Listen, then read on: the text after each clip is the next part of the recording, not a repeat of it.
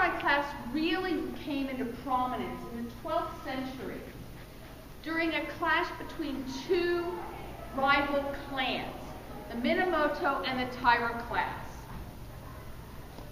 They each had a shogun. You've heard about shogun, the lead warrior.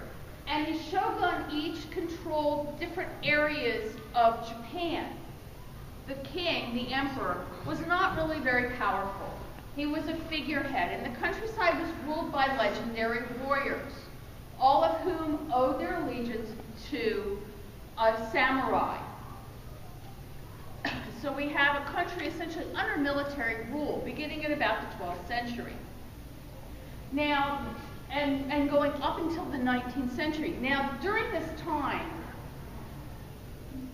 you couldn't really talk about politics, and you couldn't really criticize what was going on. So a lot of times what happens is artists and authors disguise their criticism of the government in their plays. In a lot of cases, they set them back in ancient times. But they use historical figures. And historical samurai became very, very popular ways of doing this.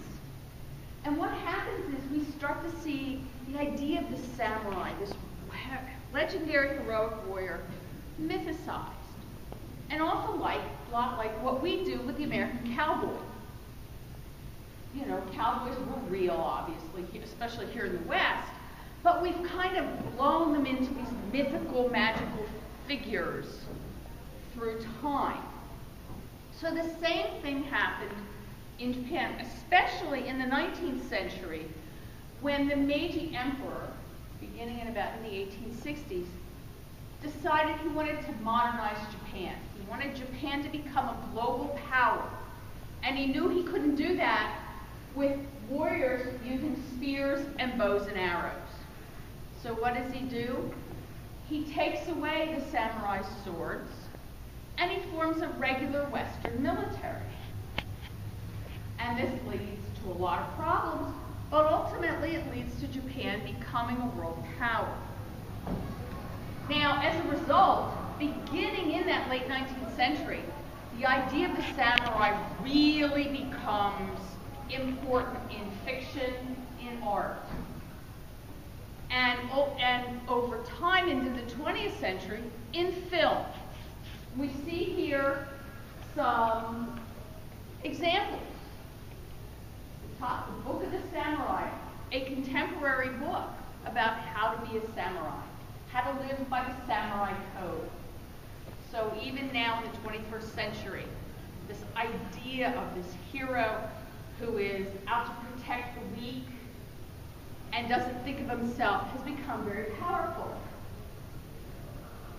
Mifune, on the left, from one of his many film roles, we'll talk about Kurosawa in a minute. The idea of the samurai even has made it into an appellation for women, even though technically it's a term about a man.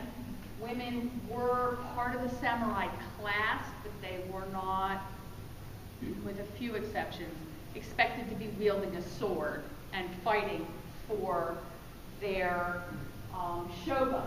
But what happens is the samurai becomes an important symbol in Japan. We see him everywhere. The statues in Ueno Park in Tokyo, a kind of a quintessential samurai with his snarling face and his heavy armor. He's wielding that sword. An important figure even today. Kind of a swashbuckler, a cross between a pirate maybe and a cowboy. An important warrior.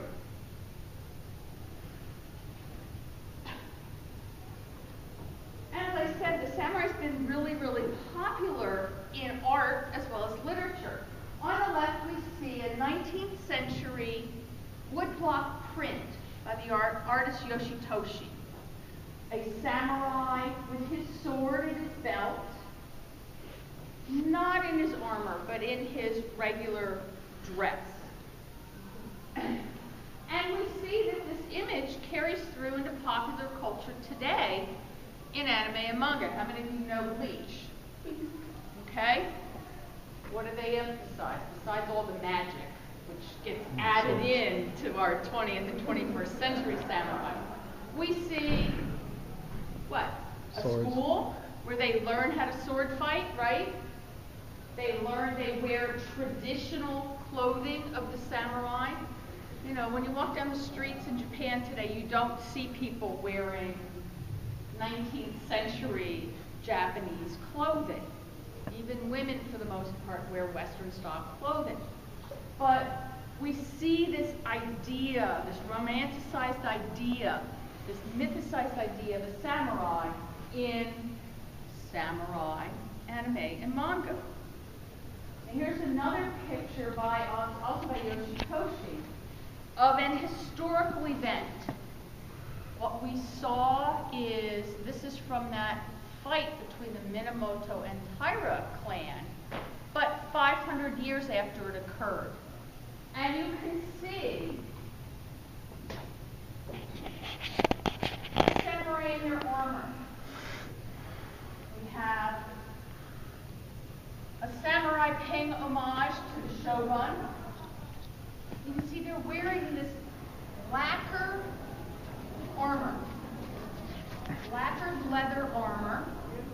You see he's got heavy boots on. He's got shoulder pads, and he's wearing a helmet with deer antlers.